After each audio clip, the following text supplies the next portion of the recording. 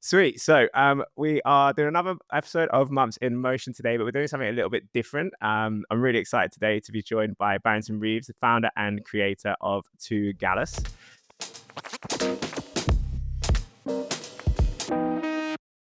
Baz has been making waves in the creative scene, this journey weaving through multiple pursuits from club and PR management in Glasgow's nightlife scene, co-founding BLM Scotland to founding Too Gallus in 2020. So Too Gallus are an independent Scotland-based design studio who've worked with some incredible clients, including Nike, Red Bull, Chanel. I could go on. The studio has taken the scene by storm with their approach to setting rather than following trends, creating standout work with a huge focus on culture. So Baz and I had the pleasure of meeting earlier this year at Colin's house in Cannes, where you spoke alongside Google and Buck, which was a really cool panel to sit and listen into. Quite a casual meet by the poolside. Ended up on a bit of a piss up a couple of those nights. It was a very fun week.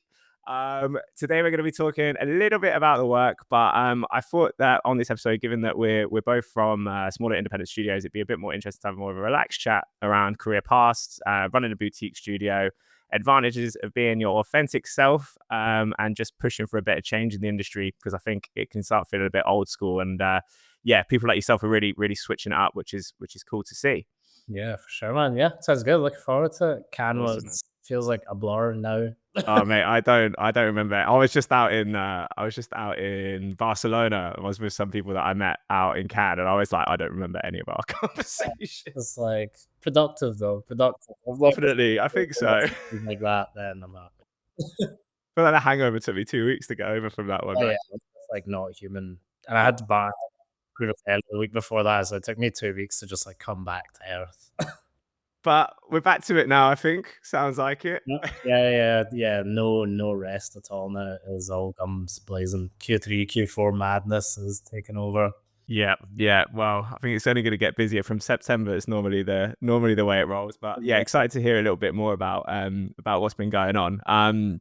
So I guess I'd like to just kind of jump straight in, just talking about kind of, I guess, the environment and challenging it a little bit. I think studios like yours are really showing how boutique agencies are challenging the more traditional big agency model. And I think with budgets at the minute getting cut across the industry, we're getting tighter deadlines.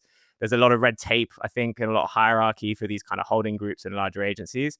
I feel like recently we've seen a lot of brands looking for more small, nimble teams that have a bit more leeway to push creative boundaries. I'd love to hear a little bit about how you've kind of capitalized off of that and how you see it evolving over the next 5 to 10 years. Yeah, it's something that like I look at and examine quite a lot, and it's like a huge change that I've seen in the industry. And I think like, where I'm seeing it most is like the level of like intellect, the level of like execution in-house and at like a brand level has come up so much, in the past 10 years, that I don't think in-house brands need to lean on agencies traditionally in the way that they used to. I think there's a lot more creative firepower, like the creative kind of equity is a lot more democratized now. I think, your average person is just more socially clued up, more clued up on art direction. Your average person in the creative world knows what all that looks like. Whereas it felt like, 15 years ago when I started in the industry, the people in at brand side, maybe they had some like higher level people, but the middle and junior platforms were nowhere near up to scratch of what you were getting from an agency. And I think that's just all leveled a little bit, which means that I think you're finding the ask from agencies is evolving and changing, because a lot of those kind of like junior lower level tasks are being handled at brand level, which is really kind of culling that middle big industry, big agency model where it's like, we will handle everything for you. And we're finding, like you said, that we are being brought in more and more, actually almost always, to be like a really quick, efficient, nimble, agile, and cost effective team who can support what is already quite an intellectual and well figured out in house team. And I can only really see that evolving further and further. I think as things are getting more difficult in the agency landscape as well, you're finding people are jumping from agency to going in-house because the scope to do interesting things when it comes to social, when it comes to doing campaign is growing, and the in-house are executing more. Mhm. I think like I listened to a talk by Alex Center. I think like I can't remember whose podcast he's on, but he's talking about his career journey and how he started backwards, and he started, in house at Coca Cola and then reversed out. And back then it was kind of like a dirty word to be in house. And I think we are seeing that reversal now. And like what he's saying is that, you can actually do amazing work in house now. So I think, yeah, it is agencies like ours, small boutique agencies, I think are going to become, yeah, more and more popular as we're able to come in, figure out problems, fix things agilely, and work with in-house teams to do, little specialized projects or, help support their teams. But I don't think there's this need for the crutch of an agency that handles everything because, oh my God, our in-house team simply couldn't understand copy or simply could never understand how to execute something on social. We must go to the agency and they're the only people that could understand that. I think everything's just leveled. And yeah, luckily we're small and agile enough that we're going to be able to, or that we can evolve with that. And the groups, they just can't evolve at that pace. That's something I really noticed at Cannes was like, I was like, wow, I'm afraid for you guys because you just can't move. You're not going to be able to move quick enough to solve this problem. Yeah. Yeah, I think that's something I've really noticed, and even just from having friends like within those spaces, it's a lot more bureaucracy to kind of jump through to be able to push creatively, and as you said as well, like I have a friend as well who's ex AKQA, went back to in house, kind of bounced around like you were saying, and we're hopefully going to be working with them soon, actually, where he's working now, and it was like you said, they'd already kind of built this amazing creative in-house with their team. They've really bolstered up that team, and then we're kind of just going to be coming in for that specialist, bringing in that motion element, kind of giving our insights into that. And I think it's interesting to see how that structure's changed, and interesting to see brands really kind of focusing and growing their in-house teams. It's an interesting one to watch. I think, like, yeah, when you think about, I don't know, I go to some of these offices sometimes, like the bigger groups, and you're just like, well, brands are paying for that rent space, they're paying for like That's right. And thousands of employees. It's just, they're yeah. savvy to it, like, oh, what does your 4-story office in Soho cost? Like I am not paying for like the creative minds on this. I'm paying for like your whatever EH1 postcode or your SE1 postcode, and the fact that you're getting lunch delivered from Pret for like 500 people every day, and I think like the Where's work, the budget going? yeah, that's what not so much. Got 1,000 billable hours. But yeah, and I think that the disparity in work is, you know, it's nil now. If you come to an agency like ours or you go to like a big group, I don't think you can walk down the street anymore and say like that was produced by a big agency, that was produced by a small agency. Like there's been a total leveling, and AI, as dirty a word as it is in some kind of like of these conversations, it is only going to further push that, whether that's on creating the work or creating efficiencies or like, you don't need to put 5 producers on a shoot anymore. Like, yeah, we could do one producer working more efficiently with like AI is going to be able to, cut that budget down by a fifth, whether they're actually creating the work with it. All of those things make a difference when suddenly like it just closes the gap between a small agency like ours and someone big. So I think it's just accelerating towards that, and that's what I really noticed was like these guys, they can't go and call staff like because they are publicly listed, they have stakeholders, they've got shareholder pricing. If a WPP or, a McCann or a Havas, if they cut 15,000 or 10,000 staff, like their share price plummets. So they actually can't afford to do that from like an economics point of view, although they would need to do it to match the sort of pricing and keep the value and keep the economics of like the type of pricing that we can offer. So they're going to have to sit and bleed out and hemorrhage for the next 3 years to prove that like, no, we're strong. we can like afford to keep all these staff. And by the time they've done it, they'll have bled out. We'll have been starting to mop up all the clients because we're already seeing it. The size of clients coming to us now Mhm. are like clients that 20 years ago they couldn't have dreamed to have touched an agency our size. We're working with some of the biggest companies in the world at the moment. Just signed one who, we can't talk about it yet, but an appointment that would never, ever, ever have been dreamt of being touched by an agency our size where we are. But now, because of how the world's moved, we're able to step in and take what should have gone to like, an Ogilvy or a Pentagram. And now they're like, okay, we actually can use a Too Gallus or an OK Social on something like this. So it's really interesting the way it's moving. I'm interested. Do you find that kind of shift with these like larger clients? Do you find that they're more so coming to you, or do you find it's like now easier to just actually just open conversations up with brands of that scale? We are almost like 100% inbound. It's almost like everything we do is just like word of mouth. Obviously, I've got a pretty big presence on social. Not even huge, but like I actively talk about what we do. I enjoy talking about what we do and outspoken about how we do it, why we do it, our ethos behind doing it. So yeah, everything that we get is, just comes through word of mouth, comes through referral, or someone is like, oh, I followed you on LinkedIn. I've always wanted to like chuck you a brief.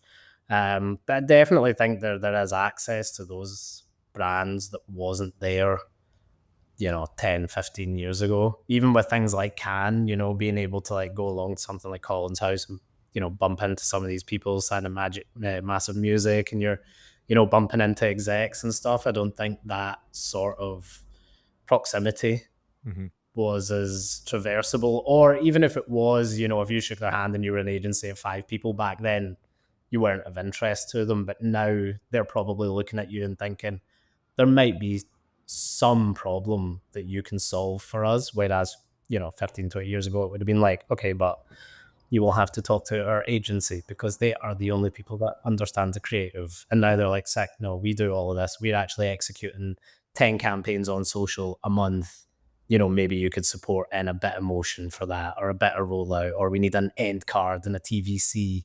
That's the type of thing we normally get brought in for. And once you're in for something like that, you lather up and it's brief pass, brief pass, brief pass. Yeah, yeah, that's it. Yeah, I think it's a great time to be an independent studio right now. I definitely think the future is looking for bright for studios like yours and ours. Man, I think it's a really nice time to be in the industry. I think like the stuff that we're being trusted to do is fun, can be agile. I think like, yeah, it's a really exciting time, and it feels like it's only getting better, which is nice. So, and I think like I hear a lot of people like saying, "Oh, it's a really tough time in the industry," and there's not briefs out there and there's not work in it. But yeah, I don't know. I've not been feeling that, but we're super diversified in what we do, and I think if you're approaching it in the right way and you're clever about how you're positioning your agency, I think there's a lot of work out there to be mopped up at the moment. Yeah, yeah. And I think it's really about, I guess, for the smaller team as well. It's just about finding that right talent. Like bringing in the right talent obviously makes a huge impact. And if you're just bringing in the right people, no matter if you're like a smaller size, if you've got the right people in there, then you can execute in like a really really good creative way. Which, speaking of, actually, I was watching the podcast you did on Glasgow a few weeks ago, and you mentioned on that about kind of fostering a team that almost feels like like a family, and you Yeah. kind of wanting to build them up, get them to be like earning, achieving the same level as yourself. We're actually hiring at the minute. We've got a couple of job roles out that we're looking to bring into the team at the minute. I'd love to hear like how you go about finding people that are a fit for the studio. Like what kind of ways do you seek out talent? What is it that you look for when you're looking at new hires, etc.? Yeah, man, this is so on topic because it's something that like we struggle with a lot within Scotland. That is quite difficult looking for talent. To be blunt, we like really suffer from brain drain. Like I feel like the minute you get into uni, like if you're talented, you're like it's fed into you. Like you need to leave. You're gonna go to London, so you'll find like people sometimes are a couple of years here, and then they've started to like move to London, Manchester, in their third, fourth year of uni. Whereas we're trying to like create that opportunity within Scotland and Glasgow that like if you want to work on like global campaigns, you want to work with world leading brands, you can stay here. You know, there is the opportunity to do that within Glasgow, and that's all a talented person wants, right? Nobody wants to like that's the scariest thing in the world for me is like wasting potential. So I think like anyone that's talented, they're like, where can I maximize my potential? And all that's been fed to people over the last, even since I was in uni was like, if you want to work on good stuff, you need to move away. So we're trying to change the narrative on that. But in what we look for and how we hire, I would say like the majority of our staff have like headhunted or they've came through like a referral, not, and I've usually like created a role for them. It's usually been like this person would be a great fit for you. They design under your ethos.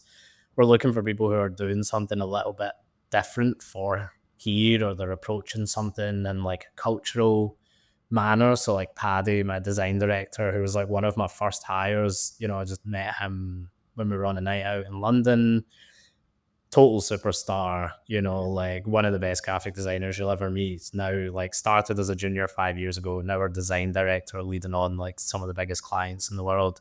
But like, very similar start to me. Started like designing for like the music industry. Really understood design from like a cultural perspective and what it can do to like move the needle in culture, and how can design act as like a driver for culture and for commerce, and what it can do to a scene. And looking for people that are approaching work in that way, or that, are they really invested in like, I want someone who's working for like the passion, in themselves, because if they can then bring that energy to like a commercial setting, yeah, I think that's where like real magic happens. And we get the flip side of that a lot, which is like, I have went to college and I have studied graphic design and I can make a business card. And I'm like, that's cool. There are loads of studios you can go and work for, but like our clients are looking for that 5% extra, that little like 5% of magic that comes at the top, where you're like, you live and breathe for this, or you understand how, you know, designing something in this way could like change the cultural perspective on it. So yeah, we've always like made roles for people. Like recently I just took on an amazing young writer called Nicole. So she's now working on like press, PR, cultural writing for us. And that was not like something that I was like, oh, we need this. I've seen someone who was like, just coming out of like college, uni, education. She's really involved in the cultural scene here. She's like making zines in her free time. She's like interned at the Face. And I'm like, you love this. You love what you do. And if I put briefs in front of you that are interesting to you, you will smash them. Like it doesn't matter what they're for.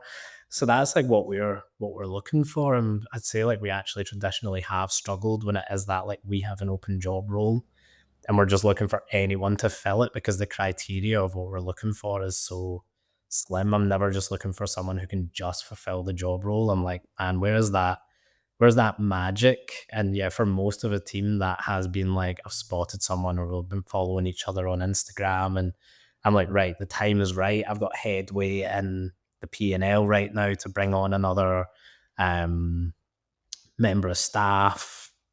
Let's try and make some room for you, and then let's find projects. And all our staff are really flexible. They're all really like multi-hyphenates. So like Paddy's working on like motion, strategy, brand. Ruby, our account manager, does quite a lot of our like social strategies. She's been in press and PR before, so she helps us with like PR strategy, mentoring Nicole. Danny, or like Houdini VFX artist, is works on a lot of our like animated visual shows. So everyone really kind of like rolls their sleeves up. And I think that's where it comes down to like, yeah, that's like, we're just like a family of like creative problem solvers working together. No one comes in as like, I am the motion guy, I will only touch motion. Or, Danny's like got a background in music. So sometimes he'll take like 2 days off to go and like score a piece of animation that we've done. And I'm like, Yeah. I think that's that kind of like special sauce that we have as a studio, that is like, it's a real like creative collaborative effort, rather than just like, cool, come in, grab the brief, service level agreement, in and out. Yeah. You're always trying to like cook up that magic. Yeah, I like that. I was when I had Santi from Koto, we were talking about this kind of rise in multidisciplinary and that kind of complement. And one of the examples actually that we used was like you said, kind of the motion designer that has like a passion for music, and like how does that then intertwine and how can that overlap into other skill sets? And I think I think similar to you, we've probably had a bit of a difficulty with trying to hire. We've been hiring for this senior role for a while, but it's just like we Okay. want something more, you know? And I think that's when you're in indie, that is when it's really difficult because you're looking for someone that's given as much as you're given, right? Because Yes. you can't disconnect from it. Like I can't have that moment where I switch off and I'm like, oh, this person's getting a salary. They're gonna come in and do their job because you're so close to the numbers and the wins feel like this and the lows and the losses feel like this. And you're like, you kind of want people that are gonna echo that. And I think that those are the difficulties of being an Indian when it comes to hiring is not having that kind of like level of separation. But when you get it right, it's so great as well. Yeah. Well, you're building something at the end of the day, right? And I That's think like particularly when you're like I think when you're sub I don't know, maybe like sub even well, sub 100 maybe, like you want people that want to actually come in and be part of that journey and help shape like that's kind of one of the things that, you know, we're really pushing is like whoever we bring in as this senior motion designer is going to have a huge influence in shaping like the kind of work that we do and put yeah, out there and and who we are as a they studio. change the trajectory of like your business. I think, like, and you have to look at every hire and every person that's going to be in a meeting is like they're Mhm. going to be a real reflection of everything about you. So like you need someone who has that like echoing of you. And Mhm. so that's kind of like what I looked for in like my staff is I'm like, well, what part of like me and like what has driven me to get here do I see in you? Yeah, yeah. I think the good thing about it is when you do get it right, is like you get someone that's just really bought in as well, right? Like somebody that is actually like, it's not just a job to them. Like this is shaping their career. You know that kind of That's it. yeah. They understand that like smaller business mentality. Like you're kind Yeah. of just Another I love that shit. I think it's a way more fun environment to be working in than just turning up every day and and like everyone that I hire them with the intention of like you will move up, you will become a senior. Like I don't ever hire someone like, cool, you will come in, there is a brief for you, you will do the job. I'm like, yeah, man, I want you to be in this Mhm. for as long as we're in it, you know, if we you know, if this is the next 20 years, like I'm not looking at like, cool, you're in here to just solve a role. If that's what you want to do, there's loads of places for you to go. But like you said, we're building something together. And that needs a real long term view. And that's difficult to put on someone who sometimes maybe is just looking for a job. But I think when you get it right, it's awesome. And that's I think we've been really lucky. You know, we're up at 11 now, from like 4 a year ago. Mhm. And like finding a staff base that all feel like that committed and that, you know, feel like they're coming in and giving their all and that they all understand what they're contributing to and how they're moving the needle within our industry and our country has been really important to us. I'm curious. How long how long do you think, or if you know, you might just say you always will be, but like, how long do you think you would stay solely Glasgow based? And if you were to kind of grow outside, are there any cities or areas that you would kind of look at moving to next, setting up another shop?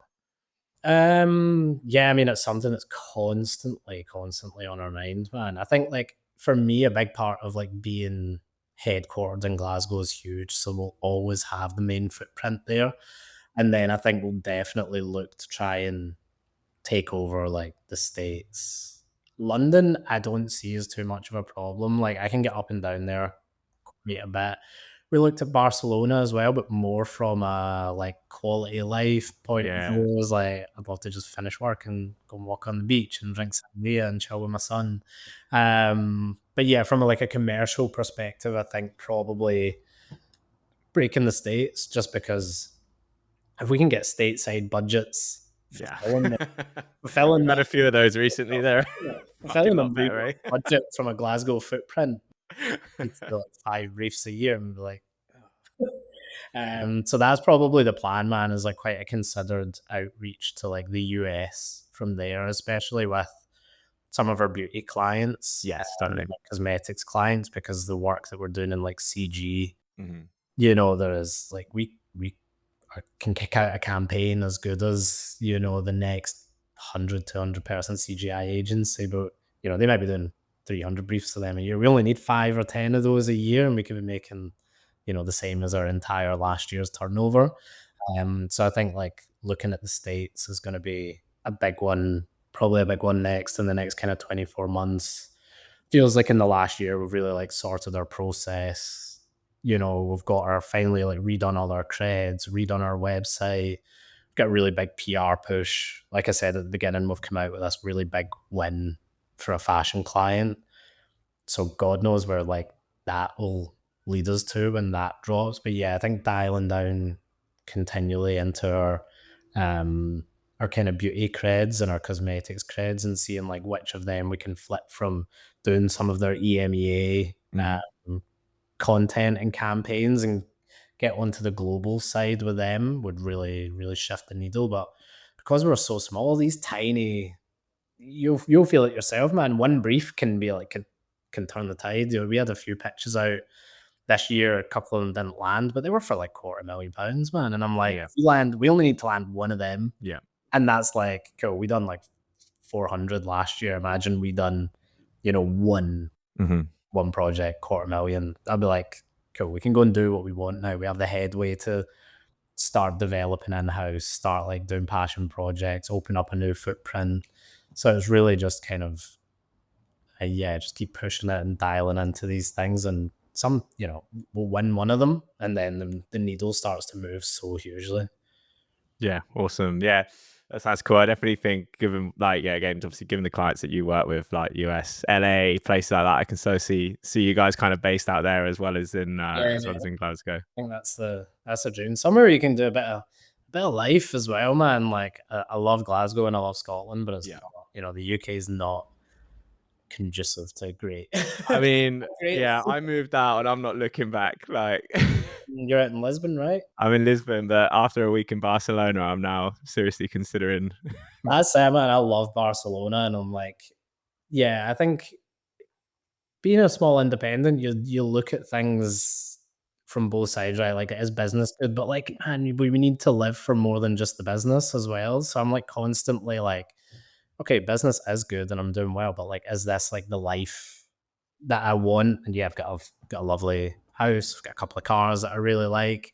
But I'm like, what does my week look like? What does my Mhm. life look like? And I'm like, yeah, I think I'd like to live somewhere that's a little bit more like conducive to family, and I finish work and I don't just come home and like cook dinner and watch Netflix. But yeah, Problem is, you end up just drinking the really cheap beer every day in the sun. like there's worse ways. No, there's much worse ways to live. Yeah, yeah, we'll see what happens. It's so hard for us to tell because like 6 months ago, I could never have told where we are now. Yeah. And like my partner's always like, well, what do you think we'll be doing in like 2 years? Do you want to look for a house around the corner? And I'm like, I could not have predicted 6 months ago where we are now. So it's so hard for me to say in 2 years, let's look for a house, Mhm. 5 minutes away when I'm like, God knows where like some of these wins might lead us or where we'll be, where we're going to put down a footprint next. But that's to me, that's the really exciting thing about being a young independent, and that you can drive these, and that, the world's really out there. If you want to go and get it now, is really Mhm. up to you to like put the things in place to make sure you're driving yourself towards it. Yeah. Yeah. Nice. Cool, man. That sounds really good. Coming back a little bit, so you were talking about kind of social presence earlier. I'd love to chat about socials a little bit. I remember when I was out in Cannes, I remember seeing a story on your company page of, I think it was at the Ritz on the terrace, maybe, you with a fat cigar in your mouth, just lighting up with a match. And at first I was a bit like, fuck me, that's a bit brazen for a company account. I was like, nah, this is fucking cool. This is really fucking cool. And I think it kind of it did inspire me a little bit seeing the way that you guys act on socials. I think like it's becoming it's becoming a little bit more okay to just be yourself, right? And kind of put like your own personality out there, like your kind of raw self out there. And like I don't know why it's only become a thing recently. Like the stories that I've fucking heard from like from friends of mine that had gone for years and years, like our industry love to get fucked up. Like it's I don't know why we pretend to like cover it up, but like I everyone knows. Everyone knows. yeah, exactly. Like I've always like lived and died by the sword of like I run our studio Instagram, and like it's just me behind Yeah, yeah, like that's my personal Instagram yeah, yeah. account, and it's done. so much for us, which is crazy because like all of the advice I ever got was, "Oh my god, don't do that. Posting yourself smoking. Oh my god, you're posting Mhm. yourself drinking." Man, like I run a club night, I will be like in the booth, like, a bottle of rum deep, like throwing on soda and like wheeling up and I've got like my story up and I'm like, "Wah!" But like that has not stopped us attaining any clients. Yeah. Or if it is, it's probably not clients that we want. But on the flip side, it actually has got us clients that we really vibe with, that really like. What I would say is because I'm so out like true on like our socials, even on like LinkedIn where it's slightly more professional, I'm like, I'm Mhm. not gonna sugarcoat it. I'm not Yeah, yeah. glossing over stuff. If something's fucking crap, I'm gonna say it's crap. If I love something, I'm gonna say I love it. Like people aren't like shopping around for us, as people. It's very seldom that we are like pitched against other agencies or that we are one of six people who can just fulfill a brief. One of the things I love about the clients that we get and the feedback that we get is like we get clients coming to us and they're like, it is you. You guys are the team that we need. You understand us, you get our culture. Mhm. They come in, they want to like, they're like, okay, let's have a meeting. Then they're like, let's go out for a drink. Let's go out and have a night out. And I'm like, the like symbiotic relationship is there so quickly. And like, we're working with people that have the same values as us because I'm like politically outspoken. Like you said, I like founded BLM, speak really openly about like ethics, equalities, the genocide that's happening, and people are like, "Oh, you can't say that. What if like an Israeli-backed company comes to you?" And I'm like, "Well, an Israeli-backed company has come to us before, and I told them to fuck off." It's like I don't want that type of person. Like I'm not here for just like anyone's money. Like I want to spend my life working with people that like get me. I want to Mhm. Mhm. spend my life working with people that I have something in common with, and that we're not at loggerheads with, or they don't expect me to be something I'm not. And like the all the advice to not do that has always come from people that I'm like, to be honest, man, I don't want to be in your position, Yeah, yeah. or like, I don't want your clients and I don't want to be the size that you are because you're probably smaller than me, even, 4 or 5 years ago. Whereas the people like the feedback I get from people like, Brian Collins is like, that's fucking sick. And I'm like, I care about Brian Collins' opinion on Mhm. something like that. I do not Yeah, care about like ex branding designer like round the corner who thought it was abrasive that I yeah. posted a photo of a fucking rum and coke. Yeah, yeah, yeah. If that bothered you, you're fucked. I'm like, Yeah. I'm doing fine. Like, just you worry about what's going on with your thing and let me do mine. But like, and I feel so much like freer for it. Mhm. And then we run our socials in a way that's fun. People engage with it. Like, we have a massive like footprint in Glasgow. So I like walk down the street or go on nights out, and people are like, "Ugh, it's Too Gallus. Oh my god, man! I seen that fucking billboard you done." And I'm like, you're like a 21-year-old kid. You have no business. You have no business like understanding or caring that I've made a billboard, but it's so Yeah, fucking sick that you do just because I've been on gassing about it and being like, yep, and we're making this render, and then Paddy's doing this bit of type and yeah, this cool bit of copy. And people stop me in like the sub club and be like, man, that fucking skincare ad you guys done was sick. And I'm like, that's cool. I'm like, that is cool. Having some like person who has no business nerding out over design, nerding out over it is to me so much cooler than like 500 designers being like, I love the way you've set the type on this. I'm like, Mhm. Mhm. it's like trying to farm like comments back, but like seeing real people invested or like getting like students to be like, wow, you've actually really inspired me and shown me that you can actually do something really cool and that you can do it really differently. I'm like, that like really means something. And I'm like, if all that took was me posting when I'm pissed or like or being honest, I'm like that seems like a cool trade-off to me.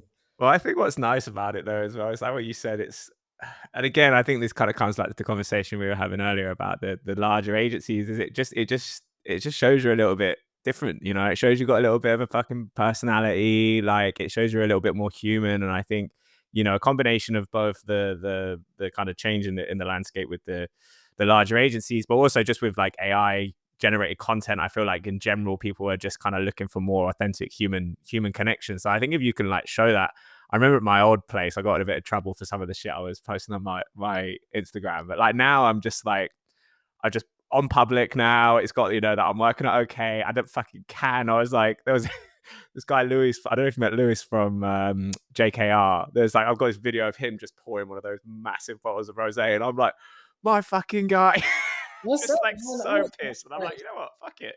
What is like, it doesn't harm anyone at the end of the day. It's not any less professional. I'm like, it's no less professional than a bunch of finance guys going to Canary Wharf and, sinking 50 pints after work. Like, yeah, we're doing it our way. Like, it's fun. That's why I'm in the industry. I'm not in the industry to be boring. Like, might as well Yeah, live it up, man.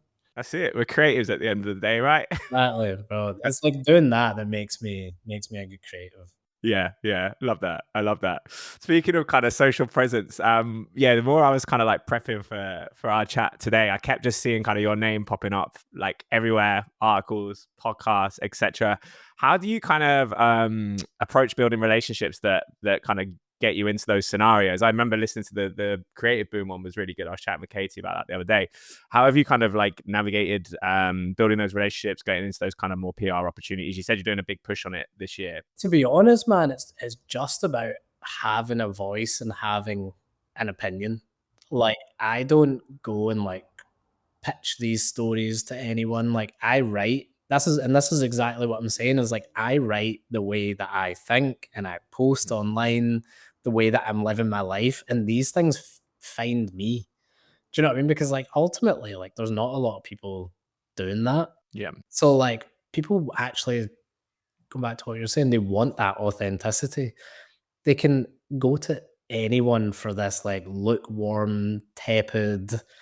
Here is what we thought of X rebrand. You could ask any designer in the world, but like, yeah, I just do me, honestly, and these things find me. I get asked to come on and share. Like, you can't be asked to share an interesting story if nobody knows you have an interesting story. So, like, it just starts with you, and it's the same whether that's clients, PRs, podcasts. Like, I put myself out there authentically, and as who I am, I tell the story of the agency, and people either vibe with it and they get on board and it leads somewhere, or they don't and they go elsewhere. And like I think so many people are just so concerned about what's going elsewhere that they miss, well, like, what is the opportunity to come in, but like I'm the first Scottish designer to speak at Brand New Conf, and that is like that's huge. That Mm, is like that's as to me that's as big as it gets.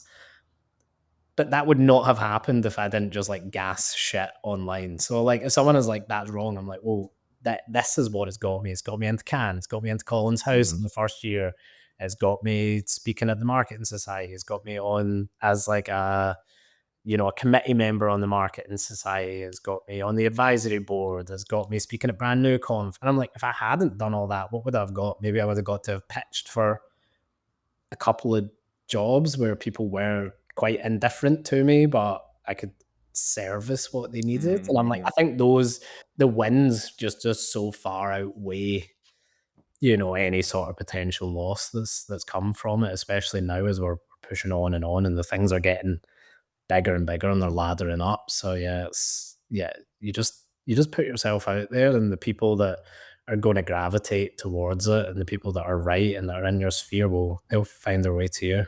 Yeah, yeah, totally agree. It's something, yeah, pushing a little bit more with our studio. My personal's always been like that, but just having a bit more personality in the brand. Having things to say, man. That's it. You just decide like you're saying, what does the PR push look like? And it's just deciding like, well, what am I going to talk about? And Mhm, like for me, it's like rewriting the rules and like rewriting what it means to be like a Scottish creative agency. Like it's not about doing like lukewarm work. It's about like redefining categories.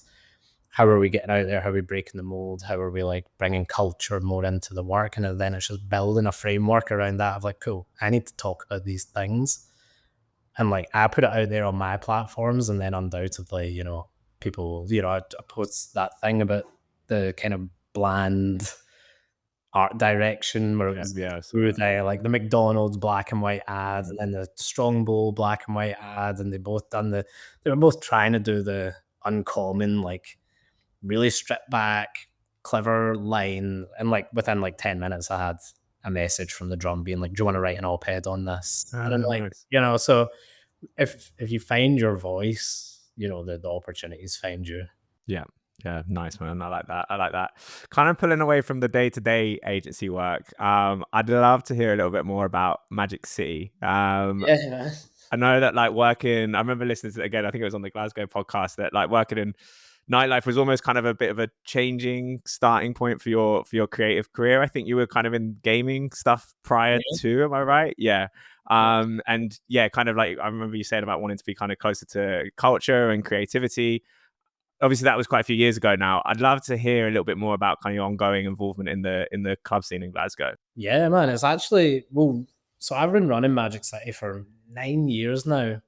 Started off as like a hip hop night. It's always been like just an extension of the music I love. Like I love music, I love partying. I can't think of anything better than like sharing that with people. So started club night is now like I guess like it's like a flagship night here. It's kind of like a part of the tapestry of Glasgow's Yeah, night yeah, life. sick. Like everyone will have a story about some Magic City they've been to. Um, yeah, it's in now in like the world's oldest electronic music club, sub club, like one of the top 10 clubs in the whole world. Who have we had in the last year? We've had people like Young Sing, Parallel, Flodan, DJ Z, Effie. On Friday this week, we've got DJ Seinfeld. And then we've got Salute in November. But yeah, for me, it's just like a way to keep in touch with like culture and share what I love. But over the last 6 months, we kind of like repositioned it, re-strategized it to bring it like back within the studio. So it's like it's not just like a reflection of me, it's like a reflection of the studio and like how we talk about music. And it's like our vehicle to talk about culture and share our culture. So we really want to get into like doing some cool like experiential things, can Yeah, do cool. gigs that are quite unconventional. It's a platform for us to write about culture. And then, like, as I'm getting older and I'm evolving, like, I'm not in clubs now, like, I don't go in a night out to a club anymore. Like, I'm just like 34 years old. It's too creepy for me to be in a club on a Friday night. Fortunately, like, if I'm being paid to be there, I will definitely Yeah. go. But then if I don't, I'm just like, wow, all these people are 15 years younger than me. That's not that sound. So now I'm looking at like, okay, well, what does that look like for me as someone my age? Like, what's a cool offering? And I'm like, cool, maybe we could do like day party socials, and like I'm really into my cars, so we're gonna do like a car meet, or like can we do like Yeah, car cool. meet, like barbecue, spinning some like jazz, serve out some natural wine. I've got a couple of friends with some cool bars, so we're talking about like Mhm. do like day party socials there, because like Glasgow doesn't have a lot of that. It's not got a lot of like, it's got an amazing nightlife scene, fucking best electronic club based scene, but it's got very little like socializing. Yeah, sure. Whereas like in London is really common to like leave work Thursday night, Wednesday night, go to the pub. No one's rushing home to their like shoebox bedroom, right? But in Glasgow is very different. Like everyone's like got their own space and they've got their own house, and they just go home and like watch Netflix and like chill with their partner in the house that they probably own. Um, but because of that, it can be quite like, especially when you get older, I find like there's not a lot of chances to like socialize. So I'm looking at like, cool, well, what can we do that's a kind of like laid back social setting, and definitely ways to like meet new people as well. Because I find like as I've got older, I've definitely found it harder to like meet new friends or meet people that I have things in common with. I'm like, I still know all the same people that I knew 15 years ago, but there's some cool people out there. So I'm like trying to build out, some vehicles for people to socialize, to meet, to share culture, to share food, to share music, to delve into things that they're interested in. Because I think that's what we don't have a lot of. London does it so well. Your car Yeah, meets like Venga World and stuff. And I'm like, cool, how can we take what's happening down there and just bring it up here and do mhm. that all through the lens of like, for me is, music and food, just bring people together. So that's my next kind of 18 months with it. But yeah, it's so fun. I love doing it. I can't imagine ever not doing it. And it's just something I like do with my friends, and now like my studio or my family and my friends. So it just feels right for them to like be part of it as well. Yeah, nice, man. Yeah, I think I'm very lucky. It's like similar to like London and in Lisbon, we have a lot of that. I've got some friends that run a record studio, some friends that run like a good restaurant, wine bar, some friends that run a graffiti supply art store slash bar restaurant, which is fucking sick. That's Yes. where we went with Collins for like this event we did with them for Web Summit last year. We kicked it off there. But they're like, you'd fucking love that place actually. My mate Miguel is he's like a really famous DJ in Portugal, and he's all hip hop vinyl mixing, like all vinyl. It's really fucking sick. So he does quite a lot of Yeah, shows in this like that's spice. right, man. That's exactly what I want to do, and it just doesn't Yeah. exist here. So I'm just like, cool. Well, I'll just build it. Yeah, definitely, man. Yeah, it's fun. Like you said, as you get older, it's like you kind of the club scene you realize is I is think a I bit have a, out. I think I have a child through them potentially. So good, we can My cut. wee boys just thundered through the door. It's a good little interlude. Sorry about that. This is why I don't work from home anymore. That was a good little interlude. Oh, never thought See of that. Too I just Gallus as well. yeah, honestly, 3 Gallus. I fucking love the name. I think it's great. It's such a good like origin story. And obviously, yeah, it suits the Glasgow base to a That T. it's become like the mantra that we like live by as well. Do you know what I mean? Like the name sets up. People are like, "Oh, why you like going back to the social thing? Why you like smoking? Why you drinking on your thing?" I'm like, "Bro, the name is literally too gallus. Like the name literally means like too much attitude. Like it's Yeah. not. We're not here to like. It's not like oh, too quiet, too reserved, too calm. I'm like, we're here to fucking make some noise. We're here to stir stuff up. Like it sets it all up for me. But it is funny. Like I never envisioned no, that I didn't envision, but I never expected the company to go as global as it did. Hmm. So then, like, going to Spain and, like, the US, and they're like, Too Gallus," and like, the amount of ways I've heard it, like, pronounced or, like, people just not getting it, I'm like, "Oh, okay." I'm like, maybe yeah, it doesn't quite have that international appeal, but, like, yeah, it's as us as it gets, which I think is cool. Yeah, I rate that. I rate that. What's the most Gallus thing you've done recently then? Ooh, I mean, our summer was pretty gallus, man. I think, like, doing Primavera to Cannes Did to, you like, go Primavera in Porto? Barcelona, Barcelona. I was meant to which go was, to like, one in Porto, but it was like 4 days. So, like, the whole summer, I went, like, 4 days here, 3 days away, 3 yeah, days away, 4 days here. Yeah, we done, like, Afro Nation with Elf. We're designing Ewan McVicker's live show. So, yeah, this whole summer's just been, like it's crazy. It's been a massive, like, send it. It's just been, like, balls to the wall, yeah, crazy. yeah. But yeah, it's been good fun, man. Nice. Well, you have to try it. I said try and get yourself out to Paradise, man. You always get fucked up there. It's always a good. I might It's have always to. good I fun. think I might have to. We'll see. And I've been dying to visit Morocco. Jasmine from After Hours has been like trying to get us to come out. So we'll see. Yeah. Yeah, I convinced those two to Oh, come did along you? to it. Yeah, Okay. Well, we'll see. We'll see. yeah. Keep me posted. And if you're in Lisbon as well, mate, it's a good scene out here too. Never been out. Never been You to know what? Lisbon before, and Oh, mate. it's high up my list to check out. Yeah. Make a trip of it, mate, and I can show you some. I can show you some good spots Nice. around here. Thank you, man. Nice. Um, Sweet, man. Well, it's been really fucking fun. I really, Yes. really enjoyed chatting. I knew it was going to be a fun one, a bit more of a relaxed conversation. It's nice to just kind of shoot the shit with you and, hear more about your story and everything. Really enjoyed it. Yeah, it's been good fun, man, and hopefully we'll catch up in the sun somewhere soon.